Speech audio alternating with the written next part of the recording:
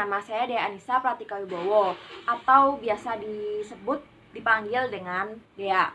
Saya merupakan mahasiswa Prodi Sosiologi Angkatan 2017 FISIP Universitas Udayana. Dalam video ini, saya akan menjawab tugas dalam mata kuliah Masyarakat Sipil dan Demokrasi yang diampu oleh Bapak Igusti Ngurah Agung Krisna Aditya, SS MA, dengan tema persuasif mengenai social distancing dalam masyarakat sipil. Oke, yang pertama saya akan membahas tentang virus corona atau biasa disebut dengan COVID-19. COVID-19 telah menjadi catatan kelam di awal tahun 2020. Virus ini dimulai di kota Wuhan, China. Virus ini merupakan jenis virus baru yang telah menginfeksi lebih dari 200.000 orang di 152 negara dalam waktu kurang dari 3 bulan. Ketika di China virus ini telah mengalami penurunan berbanding terbalik di negara-negara lainnya. Contohnya di Italia dan Iran menjadi dua negara dengan jumlah kasus terbesar serta belum ada penanganan yang menunjukkan penurunannya. Tidak lupa pula di Indonesia telah ada 514 orang yang terindikasi positif corona dan 48 orang yang telah meninggal dunia dan 29 orang sembuh. Data terupdate di hari Minggu tanggal 22 Maret 2020.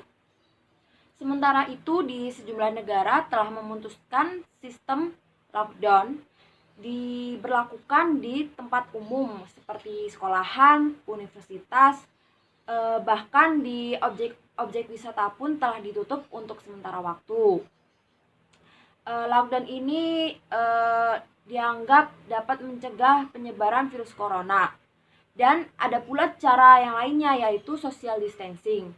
Lalu apakah social distancing ampuh dalam mencegah penyebaran virus corona?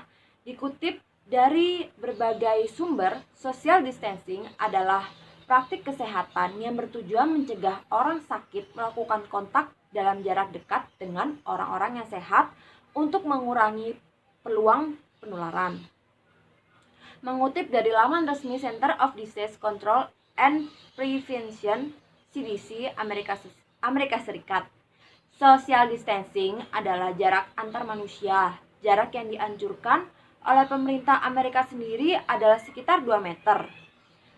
Pengertian social distancing sendiri dianggap bisa mengurangi resiko penyebaran COVID-19 karena virus menular dari manusia ke manusia melalui droplet atau melalui partikel, air liur, dan sebagainya ketika penderita bersin atau batuk. Namun, WHO menjadikan penularan MERS dan SARS sebagai acuan karena penyebabnya berasal dari kelompok virus yang sama, yaitu coronavirus. Penularan virus corona bisa terjadi melalui hal-hal berikut. Yang pertama, droplets atau tetesan cairan yang berasal dari batuk dan bersinnya seseorang. Yang kedua, kontak pribadi seperti menyentuh dan berjabat tangan. Yang ketiga, menyentuh benda atau permukaan dengan adanya virus di atasnya. Kemudian kita menyentuh permukaan benda tersebut dan menyentuh area muka seperti mulut, hidung, mata atau sebagainya sebelum kita mencuci tangan kita yang kotor ini. Yang keempat sebenarnya jarang terjadi, yaitu kontaminasi tinja. Sebuah studi terbaru menunjukkan potensi penularannya melalui udara. Ketika seseorang batuk atau bersin dan mengeluarkan cairan yang mengandung virus, cairan tersebut akan berpotensi menyebar ke udara dan bisa langsung masuk ke tubuh orang lain jika berada dalam jarak yang cukup berdekatan.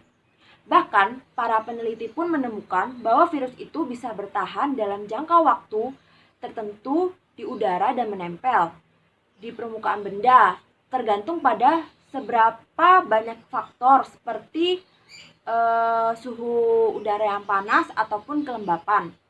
Maka dari itu, bisa teman-teman pahami sedikit informasi yang saya sampaikan bahwa betapa pentingnya dan berpengaruhnya berdiam diri di rumah atau kos selama 14 hari.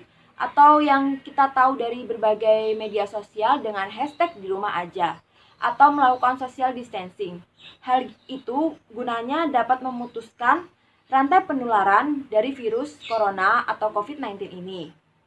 Bayangkan jika kita tetap ngeyel ataupun bandel dengan berkeliaran di luar untuk menghadiri kegiatan ataupun acara-acara yang kurang penting. Semisal kita pergi hangout, ngumpul-ngumpul di mall dengan temen, nongkrong-nongkrong cantik di coffee shop yang hits. Bayangkan jika kita pulang dari selesai nongkrong tersebut, kita pulang ke rumah dan ternyata virus itu telah menempel di tubuh kita. Bisa kalian bayangin, virus itu bisa menularkan orang-orang di sekitaran rumah seperti ayah, ibu, adik, saudara, nenek, kakek, ataupun orang-orang terdekat yang kita sayangi.